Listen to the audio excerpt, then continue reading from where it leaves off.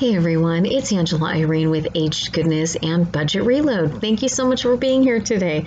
We are taking part in another Dollar Tree challenge. This one is the under $20 challenge for special occasions, whether it's Christmas or Hanukkah or a birthday or a date night. Let's find out what's on the menu tonight. This is menu number 2. We're going to start with crispy baked Parmesan Ravioli, have Crockpot beef or bean stew for dinner, and finish with Peppermint Vanilla Cupcakes. Let's get started.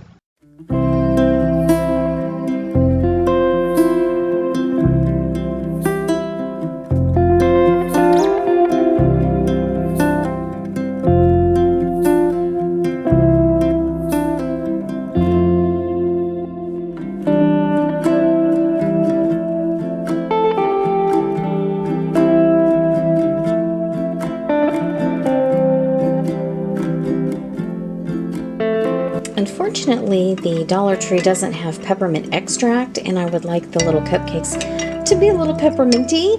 I took 7 of the little peppermint candies. I smashed them up with my rolling pin, and this mix is going to call for 1 cup of water.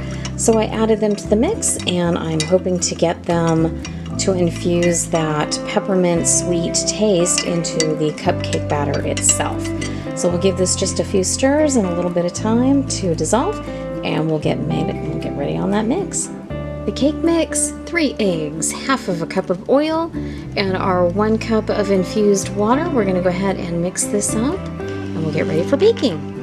Okay, between the color of the candy and the eggs, my batter's kind of on the orange tint.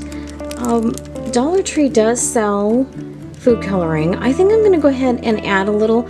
Totally optional. If you want to spend another $1 to add some coloring to this, that'd be great. If not, it's going to be great just the way it is. We're going to bake these at 350 for about 19 minutes, and we'll give them a good check. These just came out of the oven. They still have a little bit of an orange hint, but you know, hey, I'll have Oompa Loompa cupcakes. I think it'll be just fine. They smell amazing, and I do smell mint. Cannot wait to try one.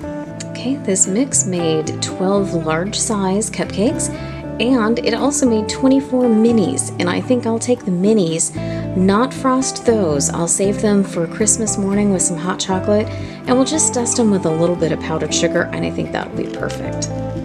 These are so fluffy and so spongy. I think these are going to be a huge hit tomorrow morning with hot chocolate. A great twofer. You're going to get dessert for tonight and a beautiful little addition to breakfast and the hot chocolate bar tomorrow. We're going to ice these. I bought that little contraption at the dollar store a couple years back. If you don't have a little froster like this, just take a plastic bag, cut the tip off, and squeeze. It'll work just the same. And then I'm going to sprinkle the crushed up peppermint on top, and we'll be finished. I'll show you the finished product in just a sec. And here's the finished product, with extras to spare. Peppermint Vanilla Cupcakes.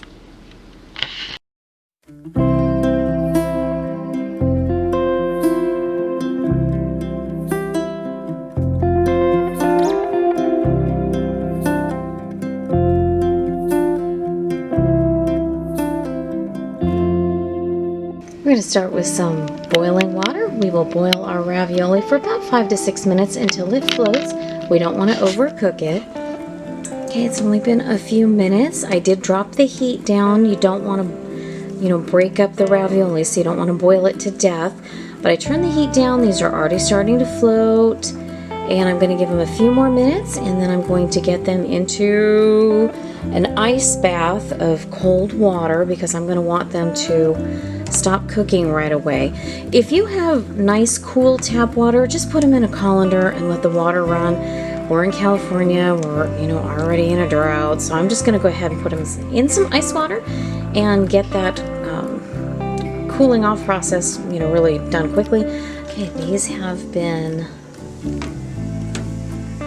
boiling and simmering. Try turning it down for 5 minutes, and now I'm going to go ahead and take these out and let them hang out just a hair in some ice water. I'm going to slow that cooking. I want it to stop.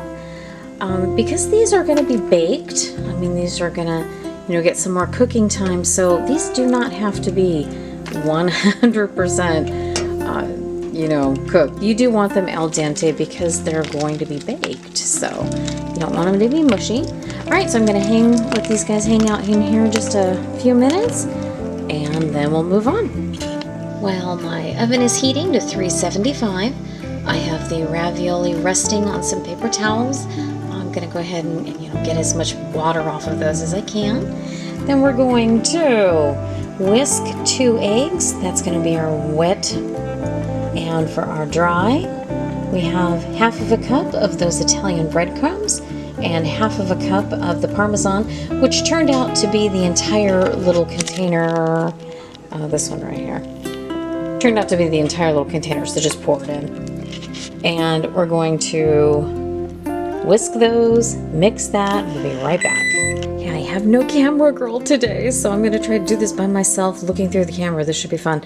Okay, the first thing you're going to do is dunk into the egg mixture.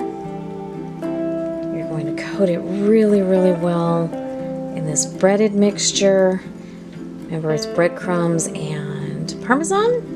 Very tasty. Get a nice good coating, shake that off.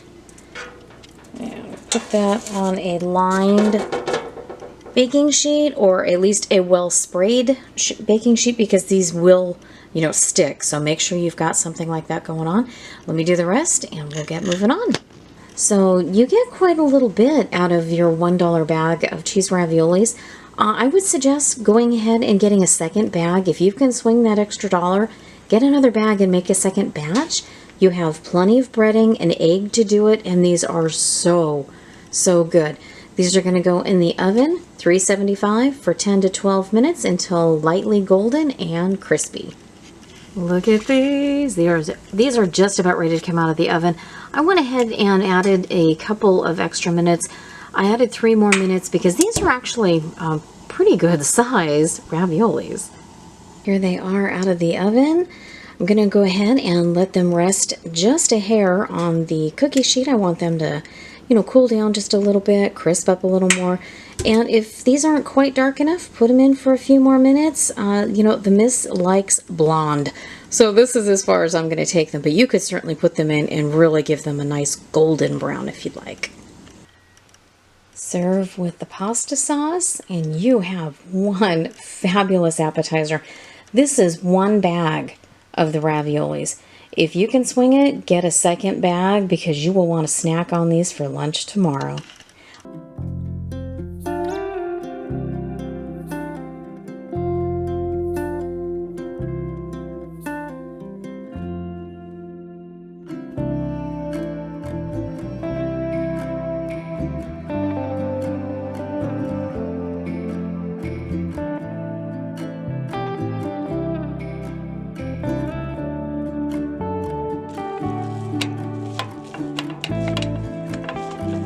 The first thing we're going to do is brown the hamburger, get it all chopped up in really nice fine pieces and browned, and then chop up the onions. If you want to saute the onions with the hamburgers, you can do that too. And then after that's done, get both of those things in the crock pot. Now it's time to add our can of drained potatoes, our bag of frozen vegetables, and our can of tomatoes, juice and all. Now add the 2 cups of beef broth, and if you're using the additional seasonings, you're going to use them now. For the rosemary and thyme, you can add a half of a teaspoon each right now.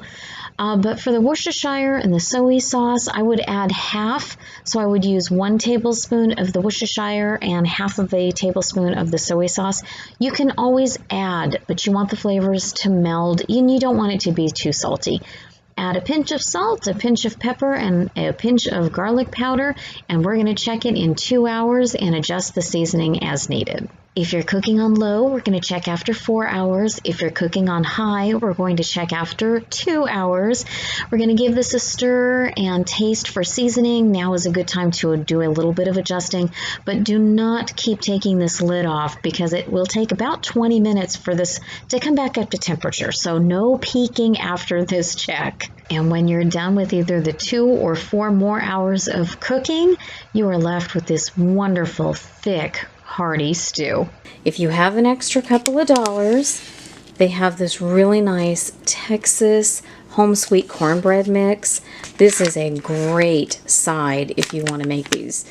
You've already used eggs if you've used this menu, so really you need just 2 ingredients and you can add this. So for an extra $2, you can have some beautiful cornbread to go with it. Nice hearty hamburger stew in the crock pot. Set it and forget it meal.